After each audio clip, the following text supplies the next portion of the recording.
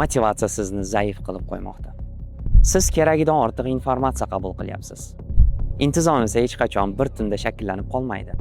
Bular sizga ko'pchilik aytmaydigan haqiqatlar. Doom scrolling, ma'nosiz, maqsadsiz, tinmay kontent iste'mol qilish ommaviy trendga aylanayotgan bir paytda sizni va bizni qiynayotgan muammolar, e'tiborni bir joyga jamlash, telefonga mukkasidan ketish yoki borgan sari motivatsiyani orqasidan quvib, lekin dangasalashib ketish kabi og'riqli nuqtalarga amaliy yordam va tadqiqotlarga asoslangan yechim taqdim etish maqsadida ushbu kichik loyihamizga qo'l urdik. Bu loyiha davomida xotirani charxlash, e'tiborni bir joyga jamlash, intizom va imtihon psixologiyasi kabi mavzularda gaplashamiz.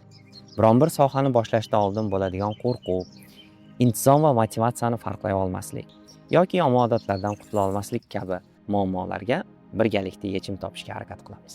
Shunday qilib fikrlab loyihamizga start berdik. Tafakkur qilishdan charchamang. Siz bilan Ibrohim bo'ldi. Epizodlarimizda ko'rishguncha.